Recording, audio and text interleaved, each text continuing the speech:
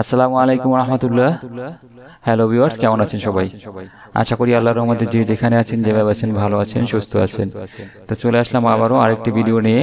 আর আমার আজকের ভিডিওটি হলো আপনি 10 মিনিটে কিভাবে একটি ফটোশপের পূর্ণাঙ্গ কোর্স করবেন বা ফটোশপের কাজটি আপনি 10 মিনিটে কিভাবে শিখে যাবেন।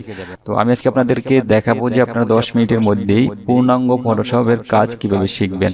তো আশা করি ভিডিওটি সম্পূর্ণ আপনারা দেখবেন, তাহলে আপনারা ফটোশপের কাজ এই ভিডিওটি দেখে আপনি পূর্ণাঙ্গভাবে করতে পারবেন। তো দেরি না করে শুরু করবো। আর শুরু করার আগে আপনাদের কাছে রিকোয়েস্ট, আপনি যদি আমার চ্যানেলে নতুন হন আর সাবস্ক্রাইব করে না থাকেন, প্লিজ চ্যানেলটি সাবস্ক্রাইব করবেন আর পাশে থাকা বেল আইকনটি ক্লিক করে দিবেন। তাহলে চলুন শুরু করা যাক।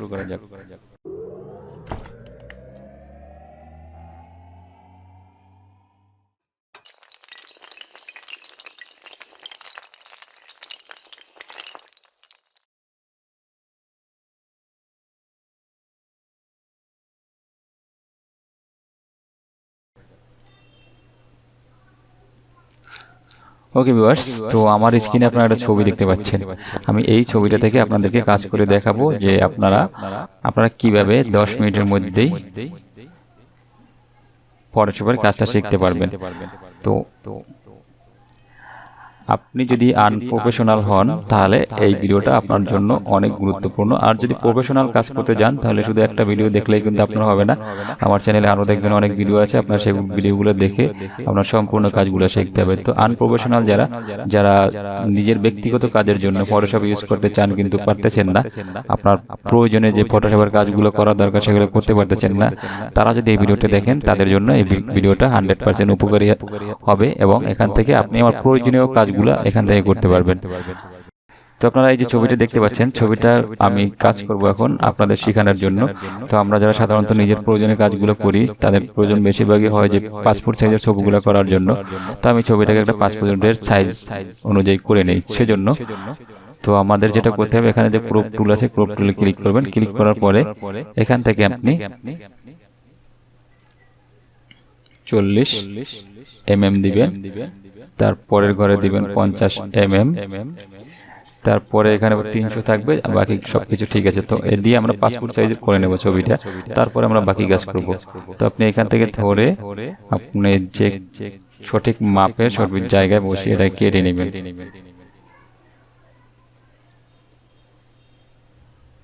তারপর এন্টার দিলে ছবিটি কেটে গেল। তো এখন আমাদের যেটা করতে হবে, ছবির ব্যাকগ্রাউন্ড চেঞ্জ করতে হবে, ছবিটার একটু কালার চেঞ্জ করতে হবে। সবকিছু আপনি কিভাবে শিখবেন 10 মিনিটের মধ্যে সেটাই দেখবো। তো এই কাজগুলো শিখলেই কিন্তু আপনার যে ফটোশপের ব্যক্তিগত পার্সোনাল কাজের জন্য ফটোশপ যতটুকু শিখে আপনার দরকার সবগুলো শিখতে পারবেন। তো এখন আমরা হলো এটা ব্যাকগ্রাউন্ড চেঞ্জ করব। ব্যাকগ্রাউন্ড চেঞ্জ করার জন্য আমরা ছবিটার ব্যাকগ্রাউন্ডটা যদি অন্য কোনো কালার মানে এক কালার হতো তাহলে আমরা এই টুলসটা ম্যাজিক টুল ব্যবহার করতে পারতাম। তো আমাদের এটা যেহেতু ম্যাজিক টুলে হবে না, কারণ এখানে দেখেন যে ব্যাকগ্রাউন্ডের কালারটা কিন্তু অনেক ধরনের, এটা ম্যাজিক টুল দিয়ে করা সম্ভব না। তো সেই জন্য আমাদেরকে যে টুলটা ব্যবহার করতে হবে সেটা হলো পেন টুল। এই যে পেন টুল, আপনি পেন টুলের উপর ক্লিক করবেন। পেন টুল ব্যবহার করে আমরা হলো ব্যাকগ্রাউন্ডটা চেঞ্জ করব।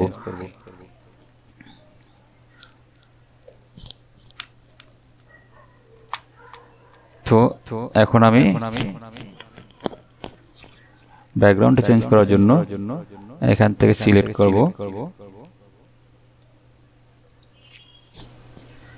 তো এখন আমি হলো এখানে অল্টার চেপে আমি এখানে ক্লিক করলে উপরের অংশটা চলে যাবে। তো এরপরে আমি আবার এখান থেকে করব, আপনি মাউসটা চেপে ধরে হলো এইভাবে টানবেন, দেখবেন আপনার যেখানে এটা এদিকে সেদিক ঘুরবে। আপনার যতটুকু দরকার আপনি ততটুকু নিয়ে আবার মাউসটা ছেড়ে দিবেন, তারপর অল্টার চেপে এখানে ক্লিক করে দিবেন।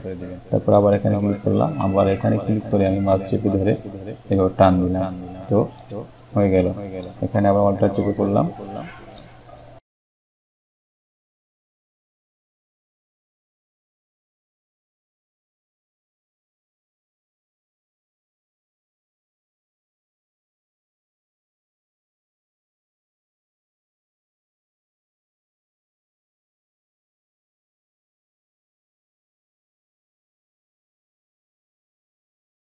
ওকে, তারপর আমরা বাইরে ক্লিক করে এখান থেকে এসে এটার উপরে ক্লিক করব। দেখেন যে আপনি পেন টুলের পাশে যখন একটা দেখবেন গোল চিহ্ন হয়েছে, তো আপনি তখন এখানে ক্লিক করে দিলে আপনার এটা সিলেক্ট করা হয়ে যাবে। তারপর আপনি কন্ট্রোল চেপে এন্টার চাপ দিবেন। তো হয়ে গেল আমার সিলেক্ট করে। এখন আমি ব্যাকগ্রাউন্ড চেঞ্জ করব।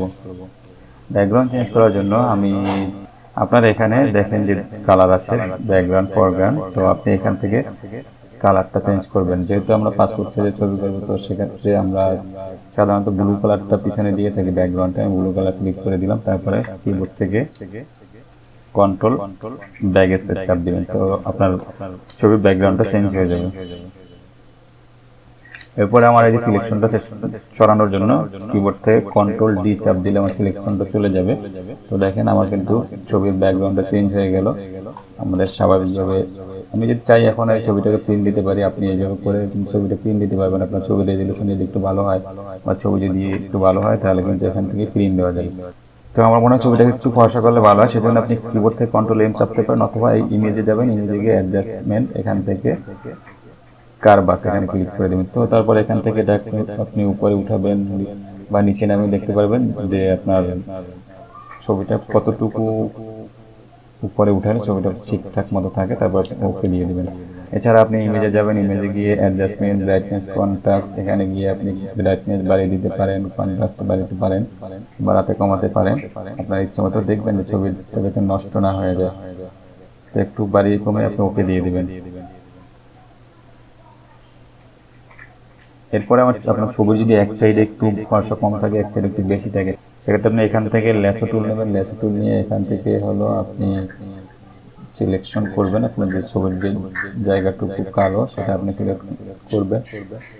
আপনার ছবির যে অংশটুকু কালো সেটা আপনি সিলেক্ট করবেন। সিলেক্ট করে তারপরে আপনি এখান থেকে একটু বাড়াতে পারেন, ইমেজে যাবেন, অ্যাডজাস্টমেন্ট গিয়ে লেভেলসে গিয়ে আপনি এটাকে একটু বাড়িয়ে কমিয়ে দিবেন। আপনার ছবিটা কিন্তু ফর্সা হয়ে যাবে যেটুকু আপনি সিলেকশন করবেন অতটুকু, তারপর কন্ট্রোল ডি দিয়ে ডিসিলেক্ট করে দিবেন।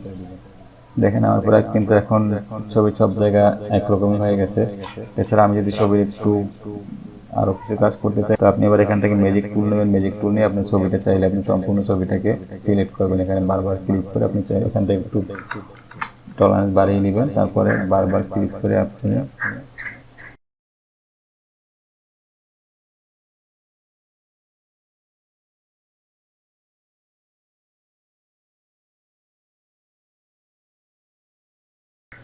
ওকে, তারপর আপনি কন্ট্রোল বি চাপবেন, অথবা আপনি ইমেজে যাবেন, ইমেজে গিয়ে আপনি অ্যাডজাস্টমেন্টে গেলে পরে ইমেজ অ্যাডজাস্টমেন্ট কালার ব্যালেন্স এখানে যাবেন। এখানে গিয়ে আপনি একটু ছবির কালার বাড়িয়ে কমিয়ে দিতে পারেন হালকা একটু, যতটুকু করলে সুন্দর হয় আপনি সেভাবে করে বানাতে পারেন। তো আপনার ছবির উপর ডিপেন্ড করে আপনার ছবি কতটুকু বাড়ালে সুন্দর হবে। ওকে, এরপর যদি আপনি চান আপনার চুলগুলো একটু কালো করবেন, সেজন্য চুল কালো করার জন্য অনেক সময় দেখা যায় চুলের এক এক জায়গায় এক এক কালার থাকে, সেজন্য আপনি যদি চান একটু চুলটা কালার করবেন, সেজন্য এখানে ক্লিক করবেন। এখানে ক্লিক করে বার্ন টুল নেবেন, এটা নিয়ে আপনি এটা একটু ছোট করে নেবেন কিবোর্ডে সেকেন্ড ব্র্যাকেট প্লাস মাইনাস করে আপনি হলে এটাকে ছোট বড় করে নেবেন। তারপর আপনি চুলের উপরে যদি এটা একটু মুভ করেন তাহলে কিন্তু চুলটা কালো হয়ে যাবে। এটা হলো আপনার চুল কালো করার জন্য আপনার যে ট্রিক্স, সেটা আপনি চাইলে ব্রু এখান থেকে কালো করতে পারেন। এরপরে দেখেন ছবির এখানে দু একটা কিন্তু দাগ আছে। আপনার ছবিতে এরকম যদি কোনো দাগ থাকে তাহলে আপনি কি করবেন, আপনি এখান থেকে এই টুলস নেবেন। সহজে যেটা আপনি করতে পারবেন খুব সহজে, এই টুলসটা নিয়ে আপনি আপনার যে এই জায়গাটা থেকে আপনি সিলেক্ট করবেন হলো অলটা সিলেক্ট করে এখানে ক্লিক করবেন। ক্লিক করে আপনি এটার উপরে যদি ক্লিক করবেন, আপনার ওই জায়গাটায় যেখানে দাগ থাকবে সেগুলো কিন্তু চলে যাবে।